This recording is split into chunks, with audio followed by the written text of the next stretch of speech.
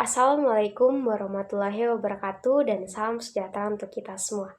Halo semuanya, perkenalkan nama saya Perdeati dengan NIM H03233115. Nah, pada video kali ini saya akan membuat video simulasi pembelajaran di dalam kelas yang mana untuk memenuhi tugas dari salah satu mata kuliah saya yaitu mata kuliah micro teaching.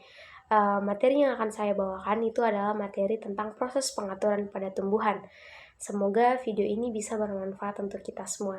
Terima kasih. Assalamualaikum warahmatullahi wabarakatuh. Waalaikumsalam warahmatullahi wabarakatuh. Selamat siang adik-adik, bagaimana kabarnya? Ya, kita selalu baik ya. Sebelum kita mulai pembelajaran kita pada hari ini, lebih baik kita berdoa menurut keyakinan dan kepercayaan kita masing-masing. Doa dimulai. Doa selesai. Oke, kita awasi siapa? Ketua kelas. Ada teman yang tidak hadir? Tidak ada, yang hadir semua. Oke, bagus ya. Berarti kalian anak-anak yang cukup rajin. Oke, minggu lalu kita mempelajari tentang apa? Jaringan garis tenis. Ada yang masih tidak? Apa itu jaringan garis tenis? Oke. Jaringan garis tenis adalah jaringan pada tumbuhan yang prosesnya itu akupolasi utamanya itu selnya itu kecil, tipis, inti besar dan baru mengalami diferensiasi. Nah, garisnya itu berperan dalam pertumbuhan tumbuhan. Oke, Pipi, kau coba? Kan tadi ada teman. Nah, jadi, oke, jadi ya seperti yang dikatakan temannya bahwa minggu lalu kita mempelajari tentang materi jaringan meristem. Jadi jaringan meristem ini merupakan jaringan yang mana kita harus tahu bersama bahwa sel-selnya itu aktif membelah. Jadi ingat kalau jaringan meristem berarti itu sel-selnya aktif membelah. Nah, ini akan berkaitan dengan materi kita pada hari ini. Materi kita pada hari ini kita akan membahas mengenai proses pengaturan pada tumbuhan. Tapi sebelum kita masuk materi, nah coba perhatikan. Ini ada tanaman yang diletakkan di dekat jendela ini. Sini lihat di. Iya. Diletakkan di dekat jendela. Kenapa? Karena tanaman yang diletakkan di dekat jendela itu kan condong ke arah cahaya, jadi mengarah keluar mengikuti arah cahaya. Ada yang tahu tidak? Kira-kira mengapa? Atau ada yang pernah lihat tidak? Tumbuhan yang tumbuhnya itu mengarah ke arah cahaya. Benar. Oke, jadi nanti kita akan pelajari kenapa sih tumbuhan itu lebih condong tumbuhnya itu ke arah cahaya. Ada 4 tujuan pembelajaran yang akan diharapkan adik-adik bisa capai pada pembelajaran kita hari ini. Yang mana silakan catat ya, silakan catat sembari saya membacakan. Yang pertama, adik-adik bisa menjelaskan apa sih pengertian dari proses pengaturan pada tumbuhan. Yang kedua, adik-adik bisa mengetahui atau mengidentifikasi jenis-jenis hormon pada tumbuhan. Yang ketiga, adik-adik bisa menganalisis apa pengaruh cahaya terhadap pertumbuhan atau sering kita dengar dalam fototropisme. Dan terakhir, bisa mengaitkan peran hormon tumbuhan dengan contoh penerapannya dalam kehidupan sehari-hari. Tahu kita jelas tujuannya? Jelas. Oke. Pertama kita membahas tentang pengertian, yaitu pengertian dari proses pengaturan tumbuhan. Dari kata dua saja, dari dua kata utama, proses pengaturan. Berarti ini sebuah mekanisme yang mana bisa mengendalikan pertumbuhan, bahkan perkembangan yang terjadi pada tumbuhan ini agar bisa berkembang secara teratur dan terkendali. Nah, untuk bisa mengatur pertumbuhan dan tumbuhan agar bisa teratur secara terkendali, itu diperlukan yang namanya hormon. Kalau pada tumbuhan kita sebut dengan fitohormon. Nah, kalau pada tumbuhan kita sebut dengan fitohormon. Jadi fitohormon ini merupakan suatu zat kimia yang berfungsi untuk mengatur pertumbuhan, perkembangan serta respon tumbuhan terhadap lingkungannya. Bisa? Bisa. Perhatikan ya. Ada beberapa jenis hormon pada tumbuhan. Ada yang masih ingat tidak? Ada yang tahu? Berapa? Apa? Sebutkan saja yang tahunya. Yang pertama auksin, yang kedua giberelin, yang ketiga sitokin, yang keempat etilen, yang kelima asam auksin. Oke, betul ya. Berikan aku dulu ke teman-teman. Ada 5 jenis hormon pada tumbuhan. Yang pertama yang akan kita bahas yaitu auksin. Auksin itu merupakan hormon pada tumbuhan yang berfungsi untuk melakukan pemanjangan sel, pertumbuhan batang dan pembentukan akar. Jadi kalau tadi yang dibahas pertama, kenapa tumbuhan yang awalnya condong ke atas, tapi ketika ada cahaya matahari itu akan mengarah ke cahaya matahari itu karena ada hormon oksin yang berfungsi di situ. Jadi hormon oksin ini bekerja di bagian batang yang di sini. Nanti akan ibu putarkan videonya. Jadi bagian batang yang tidak terkena cahaya matahari, di situ hormon oksin akan bekerja. Silakan lihat videonya. Perhatikan arah tumbuhnya. Ini berada dikit ke delay dulu, karena ini juga ibu coba mengutip. Tapi perhatikan arah tumbuhnya, fokus ke arah tumbuhnya saja, jangan fokus ke tumbuhannya. Berubah kan? Jadi yang awalnya mengarah seperti ini, tapi mengikuti pertumbuhan itu mengikuti arah cahaya. Nah itu fungsi dari hormon oksin. Kedua, itu gibberellin. Kalau tadi hormon oksin itu pemanjangan sel, kalau gibberellin itu berfokus untuk perkecambahan biji dan pertumbuhan batang. Jadi kita bisa lihat di video ini. Coba perhatikan, ini ada kacang hijau. Nanti itu akan diredam, setelah itu akan ditunjukkan kecambahnya. Nah di sini hormon gibberellin ini berfungsi. Jadi perhatikan baik-baik. Perlahan kecambahnya mulai tumbuh. Jadi itu gibberellin. Yang ketiga, sitokin. Kalau sitokin ini berfungsi untuk pembelahan sel, menunda penuaan dan pertumbuhan tunas. Perhatikanlah, nanti ada evaluasi yang ya. Dan yang terakhir itu etilen. Etilen ini berfungsi untuk mempercepat pematangan buah dan penuaan pada tumbuhan. Pisang baru beli kemarin masih hijau. Oh sekarang dimakan semua. Pisang menghasilkan gas alami yang disebut etilen yang bikin semua cepat matang. Jadi etilen itu gas alami yang ada pada pisang yang bisa membuat pisang ini mengalami pematangan yang lebih cepat daripada seharusnya. Jadi paham kok? Pisang baru beli kemarin. Oke, terakhir itu asam absisat. Jadi asam absisat ini membantu untuk mengontrol pertumbuhan, menutup stomata dan mengatasi kekeringan. Jadi selain jadi pada saat kekeringan, tumbuhan itu bisa bertahan karena salah satu faktornya itu karena dibantu dengan asam absisat. Aduh, panas banget. Sejak hari begini. Selain ada yang disebutkan dengan asam absisat. Aduh. Oke. Selanjutnya itu kita akan membahas tentang fototropisme. Fototropisme itu merupakan suatu gerakan tumbuhan yang mana ini merupakan respons terhadap rangsangan cahaya. Jadi ini bisa terjadi karena adanya distribusi hormon oksin yang tidak merata sehingga menyebabkan perbedaan perkembangan sel dan mengakibatkan bagian tumbuhan membengkok ke arah cahaya. Ini sama seperti yang tadi, yang awal yang kita bahas tentang bagaimana tumbuhan yang awalnya lurus itu akan membengkok ke arah cahaya. Jadi itu disebut juga sebagai fototropisme atau bagaimana respon tumbuhan itu terhadap cahaya. Daily plant fat.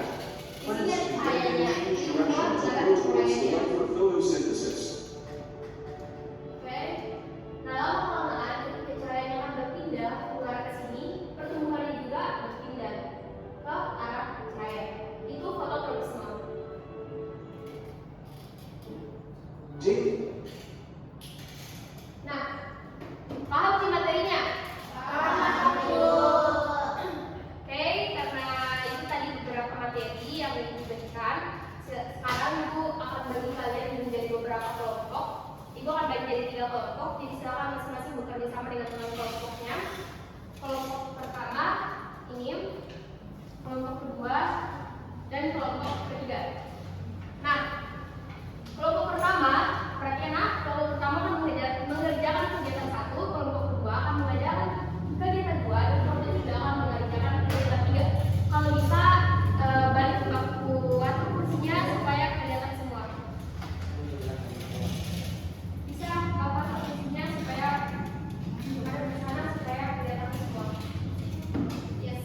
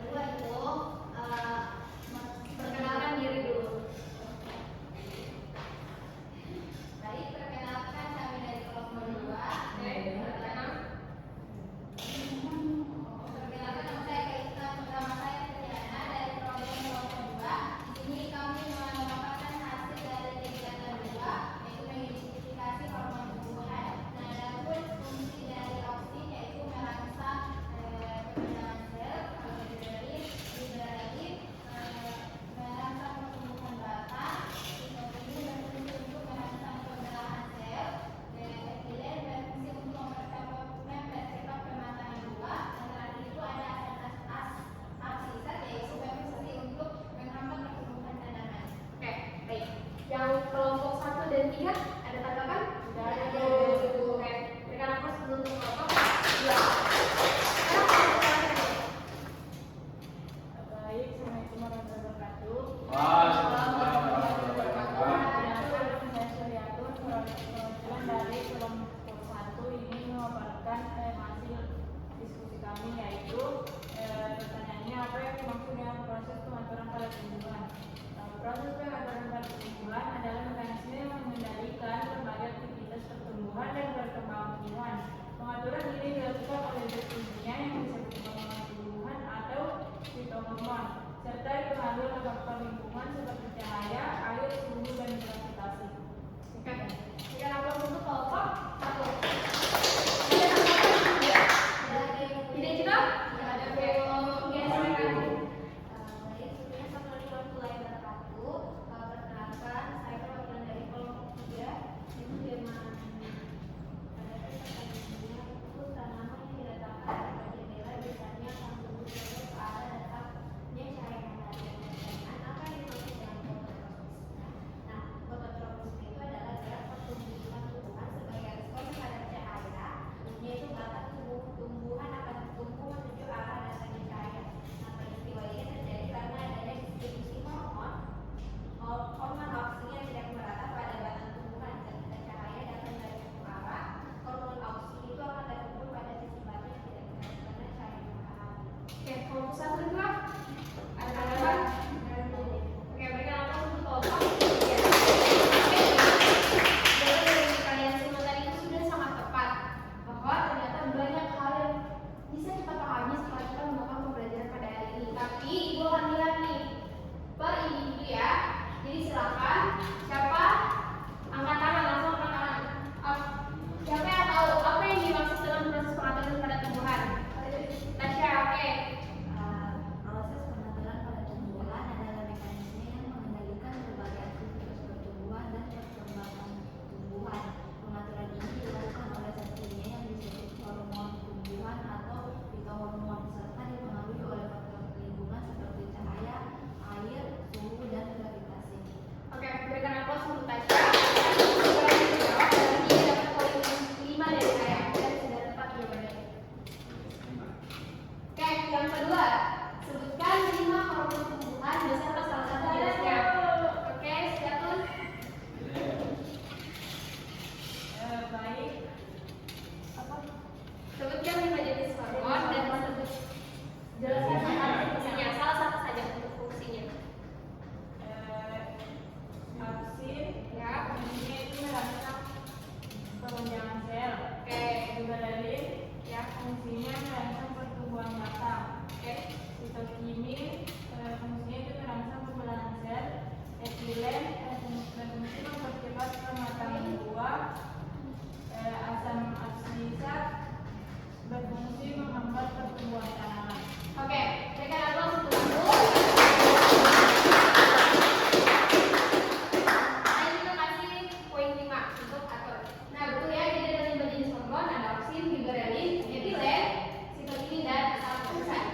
Terakhir, jelaskan bagaimana cara mempengaruhi pertumbuhan tumbuhan dalam peristiwa fototropisme. Bisa? Ada yang bisa tidak? Ada yang bisa? Mungkin tidak ada yang bisa loh. Karena kita bahas tadi mengenai peristiwa fototropisme. Tidak ada yang bisa?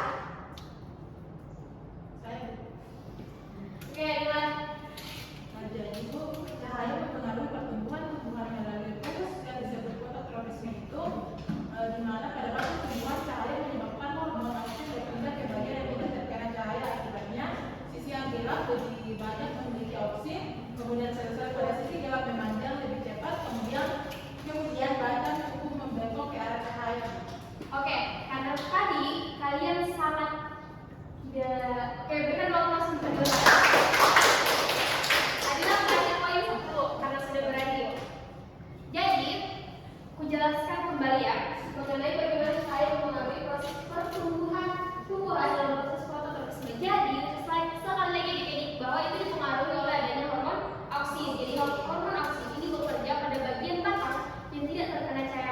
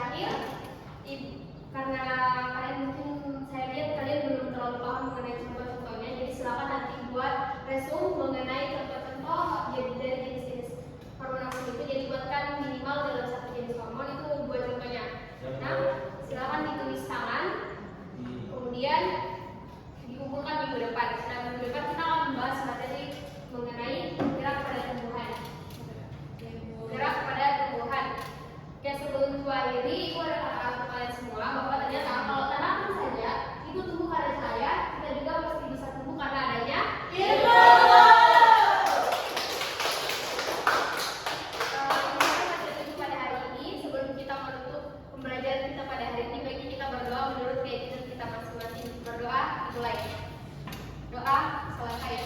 Oke. Ibu tutup dengan ucapan Assalamualaikum warahmatullahi wabarakatuh. Waalaikumsalam.